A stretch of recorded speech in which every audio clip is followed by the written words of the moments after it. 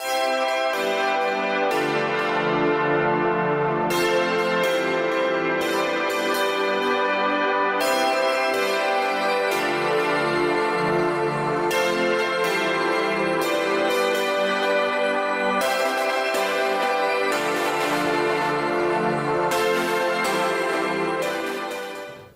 ce que je voulais dire, bon, effectivement, donc Florence vous a montré toute la démarche qu'on a eue, mais par-delà ça, je voulais partager avec vous tout ce que, je dirais, une démarche de design thinking peut, par-delà une simple innovation, un meuble, peut provoquer en cascade dans des organisations comme La Paire ou Saint-Gobain.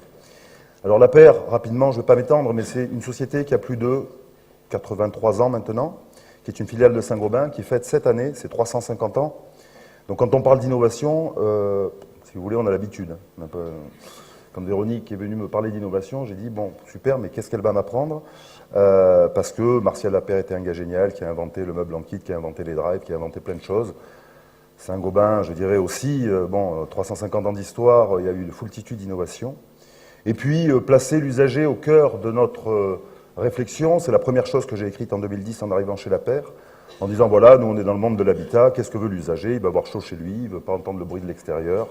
Il veut de l'harmonie des couleurs et ainsi de suite. Et puis j'avais adressé le sujet ISA, donc, qui est le nom d'un programme au sein du groupe Lapeyre qui s'appelle donc Indépendance des seniors et accessibilité, partant du principe qu'on ne pouvait pas être légitime et se déclarer leader de l'aménagement de l'habitat sans adresser ce sujet-là. Et c'est là que commençait le chemin de croix, puisque effectivement parler des seniors, des vieux, des handicapés, des aidants, alors ceux-là, on n'en parle même pas puisqu'on les oublie, fait qu'à un moment donné, c'est assez compliqué.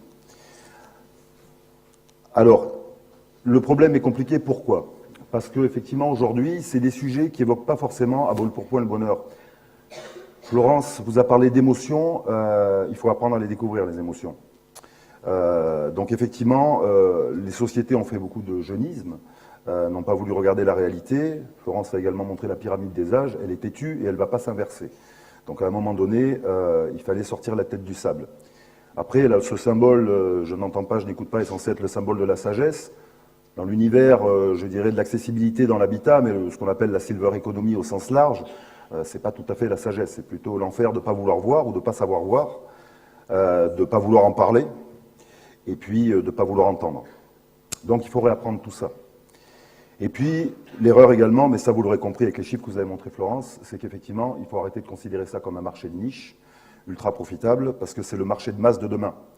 Et qu'effectivement, aujourd'hui, c'est pas équipé comme nous le sommes dans nos entreprises, avec notre mode de conception, de l'innovation notamment, qui fait qu'on fera ces innovations de rupture qui vont précipiter les évolutions sociétales qu'on appelle de nos voeux.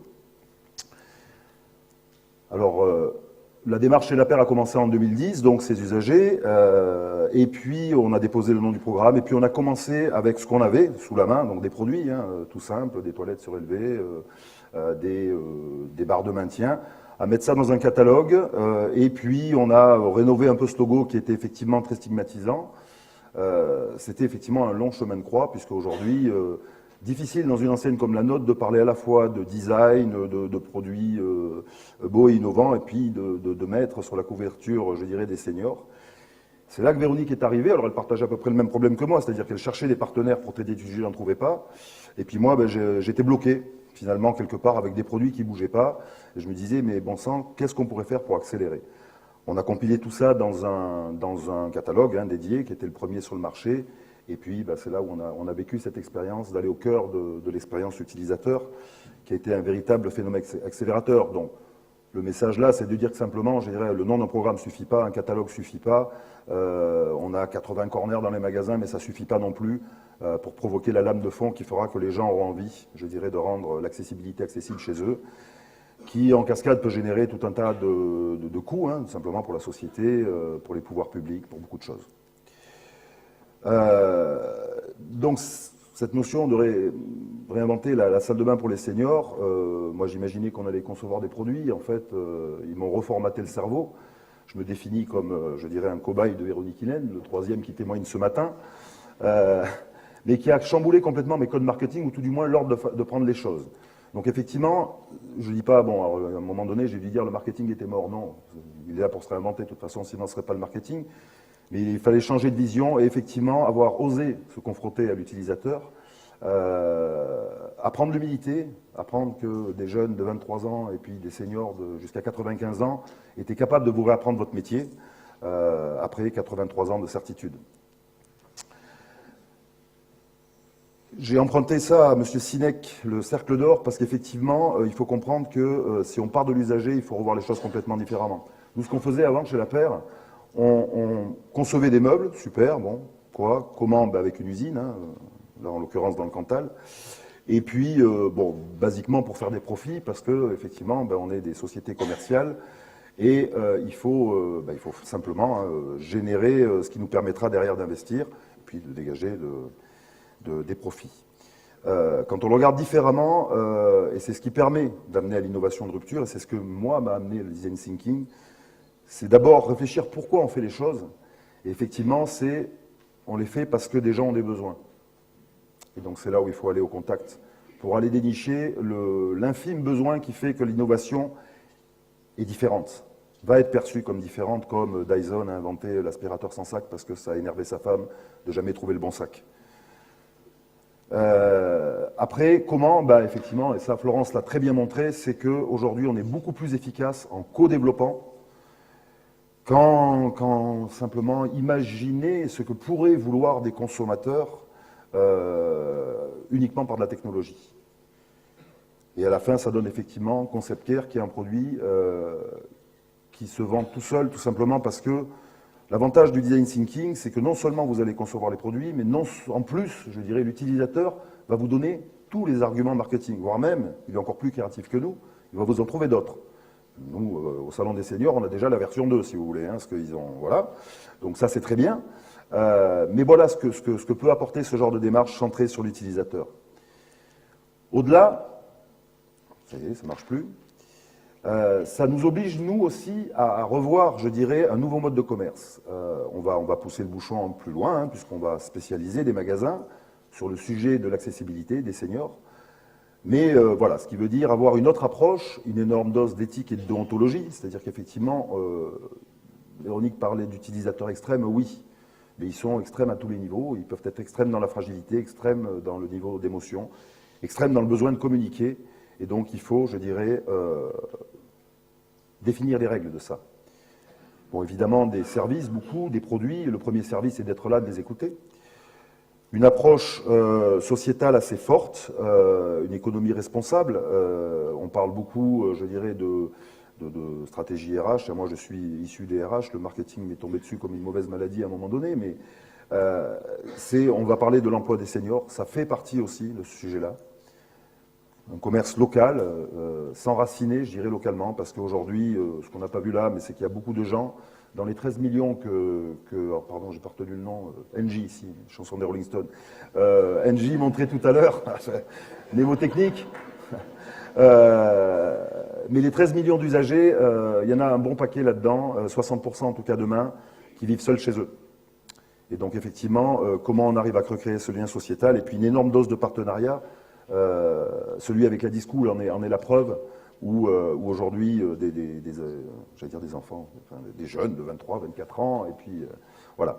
Mais aussi des PME, aujourd'hui la Silver Economy, c'est une foultitude de PME, de gens qui développent pour eux, pour leurs proches, et puis qui ne trouvent pas d'accès. Donc l'idée c'est de faire, je dirais, monter la mayonnaise de tout ça, pour amener pas mal de changements.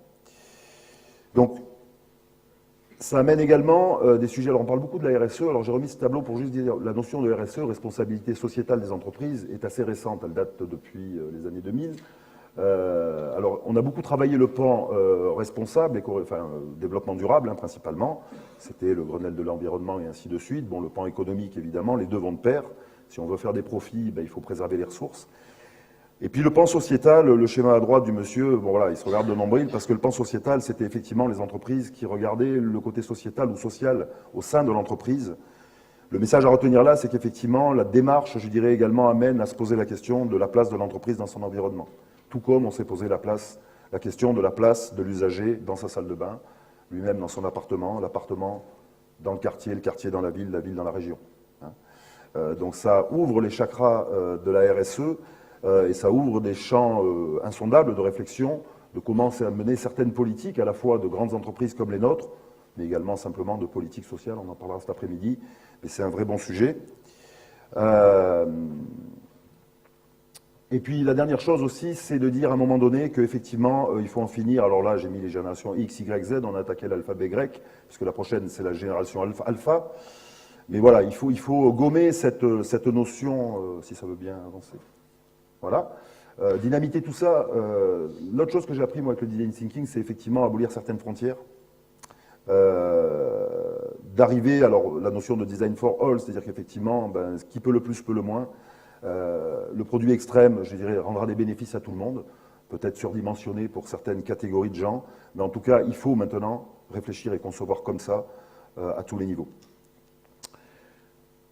Décidément, je suis mauvais avec ça. Donc, l'évolution de la société, alors c'est Laurence Rossignol qui disait qu'il n'y a pas de révolution, hein. De toute façon, c'est une lente évolution finalement. Bon, on sait que pour le coup, elle va être durable. Pour moi, les conditions de succès, de s'adapter, ça va être effectivement cette notion de développement durable au sens large avec un gros pan sociétal. Et puis, ce que j'ai pu apprendre moi, à l'école des ponts, donc comme j'ai dit, j'ai appris mon métier il y a 2 ans, et à la D-School, c'est effectivement cette notion d'innovation de rupture centrée sur l'usage et l'usager. Et normalement, câblé comme ça, on devrait pouvoir commencer à accélérer le mouvement qui fera que les générations futures vivront mieux que ce qu'on pourrait leur laisser. Au niveau du marketing, il y a un concept qui s'appelle le marketing sociétal, qui regroupe un peu tout ça. Donc bon, le marketing n'est pas mort, il s'est réinventé, donc ça ne doit plus être un concept. C'est qu'effectivement, il ne faut pas simplement partir des études de marché, de renifler un peu ce que fait le concurrent et essayer de créer dans son coin, mais c'est vraiment, il faut se mettre au sein de tout ça. Donc au bout du bout, ISA, qui était finalement un peu stigmatisant, donc c'était l'image stigmatisante de l'accessibilité, ce qu'a fait la D-School, c'est de l'amener à le rendre inspirationnel, séduisant, pour promouvoir l'accessibilité, qui n'est pas une tare, qui n'est pas une maladie, qui est juste une évolution qu'il faut savoir accompagner de la meilleure façon qui soit. Ça donne ça, donc j'ai agrandi l'image que Florence avait fait un focus sur son meuble, mais là c'est la page du catalogue La Paire, pour dire voilà, ah bah oui quand même. La question, c'est de dire, est-ce que, je dirais, voilà, cette salle de bain vous paraît conçue pour du handicap, conçue pour des vieux? Je crois pas. C'est qu'une première étape, c'est une version 1, on va aller beaucoup plus loin. On cherche beaucoup. Alors, Florence se demandait s'il y avait d'autres cadeaux à faire. J'ai plein d'idées, je vous rassure, donc on est parti pour longtemps. Pas plus tard que l'année prochaine, la cuisine. Des vrais bons sujets, voilà. Donc bon, simplement de se dire qu'avec ce genre de vision-là, bon, rien n'est impossible. Et puis ça, c'est mon accroche à moi de dire que l'accessibilité, on aura gagné le combat quand on n'en parlera plus, parce qu'on aura compris que ce design thinking nous amènera, je dirais, à voir les choses différemment. Voilà, merci.